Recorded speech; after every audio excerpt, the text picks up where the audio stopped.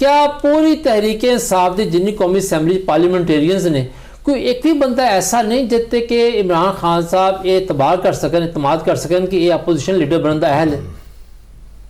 जी सारे ही अहल ने जनाब वाला, शुक्रिया ਤੁਹਾਡਾ बहुत।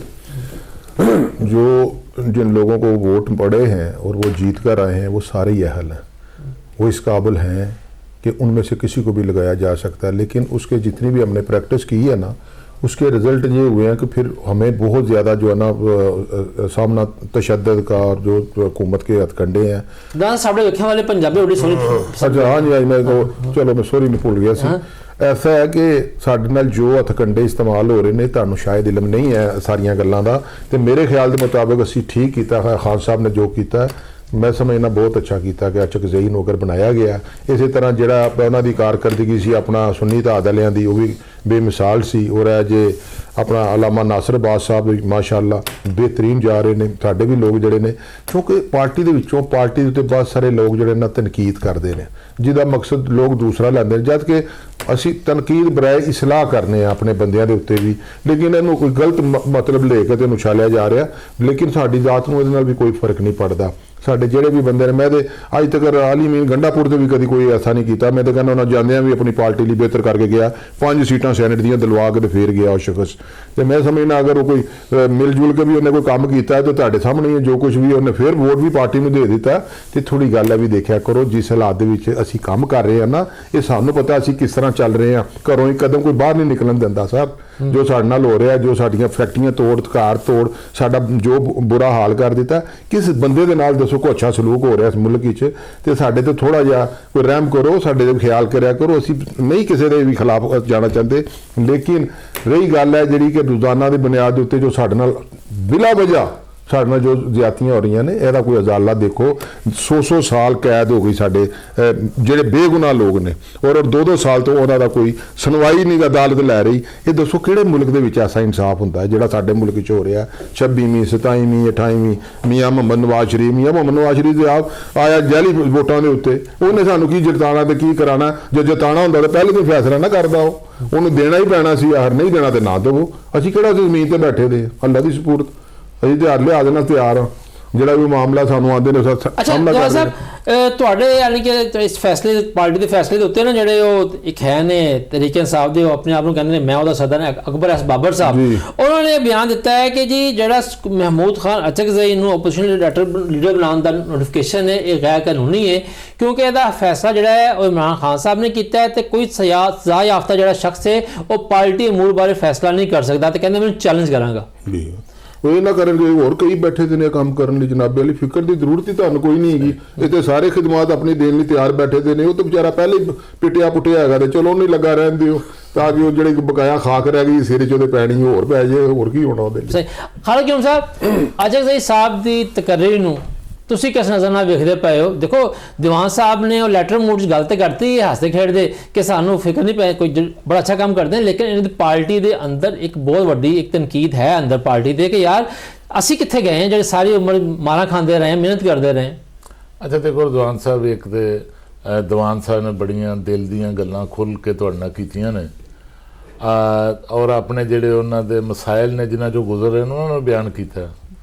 और दूसरा मैं समझना कि महमूद खान अचकज़ई नूं अगर अपोजिशन लीडर बनाया गया है तो ये कोई शक नहीं कि PTI की जिहड़ी पार्लियामेंट्री पार्टी है और PTI की जिहड़ी जेल तो बाहर लीडरशिप है उहदी भी बड़ी वड्डी नाकामी है।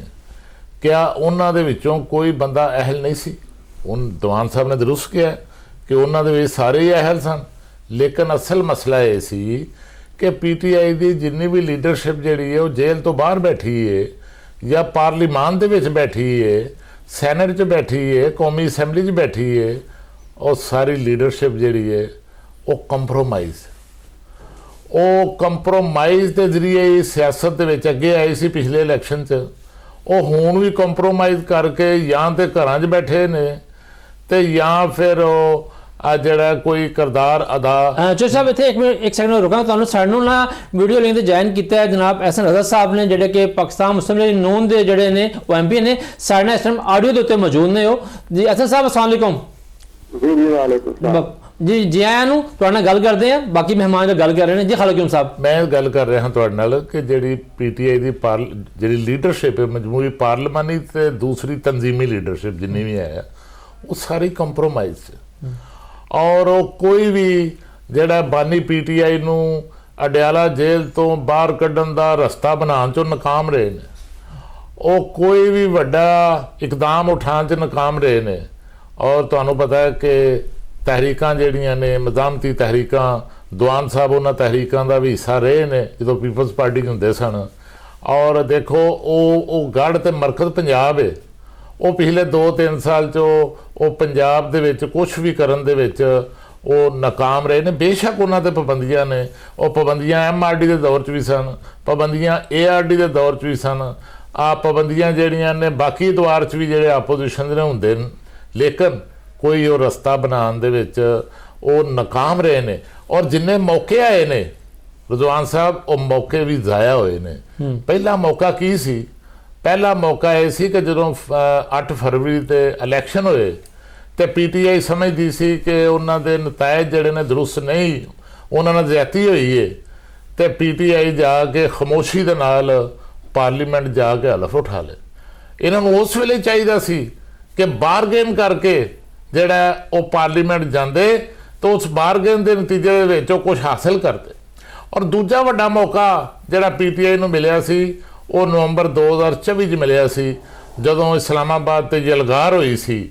ਔਰ ਉਸ ਵੇਲੇ ਵੀ ਇਤਲਾਤ ਇਹ ਸਨ ਕਿ ਮਾਮਲਾਤ ਕਰੀਬ ਪਹੁੰਚ ਚੁੱਕੇ ਸਨ, ਇੱਥੋਂ ਤੱਕ ਮਾਮਲਾਤ ਪਹੁੰਚ ਚੁੱਕੇ ਹਨ ਕਿ ਸ਼ਾਇਦ ਜਿਹੜਾ ਉਹ ਬਾਨੀ ਪੀਟੀਆਈ ਨੂੰ ਜਿਹੜਾ ਅਡਿਆਲਾ ਜੇਲ੍ਹ ਤੋਂ ਬਨੀ ਗਾਲਾ ਮੁੰਤਕਲ ਕਰਨ ਤੇ ਵੀ ਗੱਲਾਂ ਹੋ ਰਹੀਆਂ ਸਨ। ਔਰ ਇੱਕ ਰਿਜ਼ਵਾਨ ਸਾਹਿਬ ਤੀਸਰਾ ਹੋਰ ਵੱਡਾ ਮੌਕਾ ਆਇਆ ਹਜੇ ਜਿਹਦੇ ਪੀਟੀਆਈ ਦੀ ਲੀਡਰਸ਼ਿਪ ਕੋਈ ਬਾਰਗੇਨ ਕਰ ਸਕਦੀ ਸੀ, ਉਹ ਪਾਕਿਸਤਾਨ ਤੇ ਭਾਰਤ ਦੀ ਜਿਹੜੀ ਜੰਗ ਸੀ, ਉਸ ਜੰਗ ਦੇ ਵਿੱਚ ਵੀ ਇਹ ਕੁਝ ਹਾਸਲ ਕਰਨ 'ਚ ਕਾਮਯਾਬ ਨਹੀਂ ਹੋ ਸਕੇ। ਇਹਨਾਂ ਨੂੰ ਚਾਹੀਦਾ ਸੀ ਕਿ ਉਸ ਜੰਗ ਦੇ ਵਿੱਚ ਵੀ ਉਹ ਖੁੱਲ੍ਹ ਕੇ ਜਿਹੜਾ ਉਹ ਪਾਕਿਸਤਾਨ ਦੇ ਨਾਲ, ਫੌਜ ਪਾਕਿਸਤਾਨ ਦੇ ਨਾਲ, ਪਾਕਿਸਤਾਨ ਦੀ ਹਕੂਮਤ ਦੇ ਨਾਲ ਜਿਹੜਾ ਉਹ ਖੜੇ ਹੁੰਦੇ ਤੇ ਉਹਨਾਂ ਦੀ ਉੱਥੇ ਵੀ ਬਾਰਗੇਨਿੰਗ ਬਣ ਸਕਦੀ ਸੀ, ਲੇਕਿਨ ਉਹ ਬਾਰਗੇਨ ਵੀ ਕਾਮਯਾਬ ਨਹੀਂ ਹੋ ਸਕੀ। ਹੁਣ ਦੇਖਦੇ ਹਾਂ 8 ਫਰਵਰੀ ਨੂੰ ਫਿਰ ਪੀਟੀਆਈ ਨੂੰ ਯਾਦ ਆਇਆ ਕਿ ਅਸੀਂ ਜਿਹੜਾ ਇਤਜਾਜ ਕਰਨਾ ਹੈ, ਔਰ ਅਗਰ ਤੇ ਉਹ ਇਤਜਾਜ ਦਾ ਮਰਕਜ਼ ਲਾਹੌਰ ਹੋਇਆ, ਪੰਜਾਬ ਹੋਇਆ, ਤੇ ਫਿਰ ਯਕੀਨਨ ਉਹਦੇ ਕੁਝ ਨਤੀਜੇ ਨਿਕਲ ਸਕਦੇ ਨੇ। ਲੇਕਿਨ ਪਿਸ਼ਾਵਰ, ਸਵਾਬੀ ਤੇ ਪਸ਼ੀਨ ਦੇ ਵਿੱਚ ਜਿਹੜਾ ਇਤਜਾਜ ਨੇ ਉਹਨਾਂ ਦਾ ਇੰਪੈਕਟ ਨਹੀਂ ਹੁੰਦਾ। ਕਰਾਚੀ ਸਿੰਧ ਦੇ ਵਿੱਚ ਇਤਜਾਜ ਦਾ ਵੀ ਫਾਇਦਾ ਨਹੀਂ ਹੋਇਆ। ਫਾਇਦਾ ਨਹੀਂ, ਅਸਲ ਹੋਣਾ ਕਿ ਪੰਜਾਬ ਕਿੰਨਾ ਜਾਗਿਆ, ਪੰਜਾਬ ਕਿੰਨਾ ਉੱਠਿਆ। ਅਗਰ ਪੰਜਾਬ ਨਿਕਲੇਗਾ ਤੇ ਫਿਰ ਇਹਨਾਂ ਦੀ ਪੰਜਾਬ ਦੀ ਗੱਲ ਕਰਦੇ ਹਾਂ, ਅਸੀਂ ਨੂਨ ਲੀਗ ਪੁੱਛਦੇ ਹਾਂ। ਐਸਐਸ ਸਾਹਿਬ ਇਹ ਦੱਸੋ, ਜਿਸ ਤਰ੍ਹਾਂ ਕਿ ਪੀਟੀਆਈ ਨੇ ਐਲਾਨ ਕੀਤਾ ਹੋਇਆ ਹੈ ਕਿ 8 ਫਰਵਰੀ ਨੂੰ ਉਹ ਆਪਣੀ ਇhtiyaaji ਤਹਿਰੀਕ ਸ਼ੁਰੂ ਕਰ ਰਹੇ ਨੇ ਔਰ ਉਹਨਾਂ ਦਾ ਜਿਹੜਾ ਨਿਸ਼ਾਨਾ ਹੈ, ਫੋਕਸ ਹੈ, ਉਹ ਪੰਜਾਬ ਹੈ। ਤੁਸੀਂ ਕੀ ਵੇਖ ਰਹੇ ਹੋ ਕਿ ਕਿਆ ਪੀਟੀਆਈ ਮੌਜੂਦਾ ਹਾਲਾਤ ਦੇ ਵਿੱਚ 8 ਫਰਵਰੀ ਨੂੰ ਇੱਕ ਐਸਾ ਇhtiyaaਜ ਕਰਨ ਦੀ ਪੋਜੀਸ਼ਨ ਸ਼ਾਇਦ ਤਾਕਤ ਰੱਖਦੀ ਹੈ ਜਿਹਦੇ ਨਾਲ ਕਿ ਹਕੂਮਤ ਹਿਲ ਜਾਵੇ ਔਰ ਬਾਨੀ ਪੀਟੀਆਈ ਅਡਿਆਲਾ ਜੇਲ੍ਹ ਤੋਂ ਬਾਹਰ ਆ ਜਾਣ? जी बिस्मिल्लाहिर्रहमानिर्रहीम, बड़ी मेहरबानी। देखो मामला ये भी मैं अगर इन्हों की हिस्ट्री देखो ये स्टार्ट ही सिर्फ एहतजाज तो लिया है। तो साढ़े कोल तो एक बड़ा जबरदस्त साढ़े कोल मियां नवाज शरीफ साहब का एक प्रोग्राम है। साढ़े कोल सिर्फ तरक्की, डिवेलपमेंट ते साढ़े कोल सिर्फ खुशहाली का।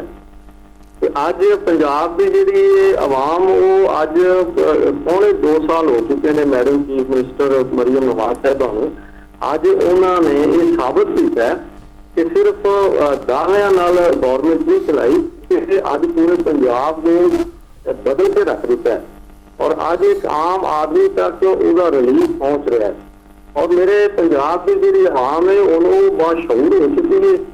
वो जिहड़ा एजेंडा सी जिहड़ा ये लैके आए सी, जिहड़ा इन्हां नूं एजेंडा दिता गया सी, जिस तरीके नाल इन्हां नूं लॉन्च किया गया सी, अज मेरा ख्याल है कि अज मैडम चीफ मिनिस्टर ने उस इन्हां दा जिहड़ा बयानिया उन्हें काउंटर किया और काउंटर उन्होंने सिर्फ निजामती तरीके नाल नहीं किया, काउंटर उन्होंने सिर्फ गल्लां नाल नहीं किया, बल्कि मैं कहना भी अज पूरी सर्विस दे के काउंटर किया।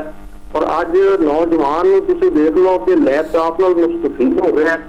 ਅੱਜ ਤੁਹਾਡਾ ਲਾਅ ਐਂਡ ਆਰਡਰ ਤੁਸੀਂ ਦੇਖ ਲਓ ਕਿ ਅੱਜ ਪੰਜਾਬ ਜਿਹੜਾ ਕਿ ਇੱਕ ਲਾਅ ਐਂਡ ਆਰਡਰ ਦੀ ਸੂਰਤ ਹਾਲ ਜਿਹੜੀ ਸੀ ਇਹਨਾਂ ਦੇ ਦੌਰ 'ਚ ਸੀ, ਉਹਦਾ ਤੇ ਅੱਜ ਦਾ ਫਰਕ ਦੇਖ ਲਓ।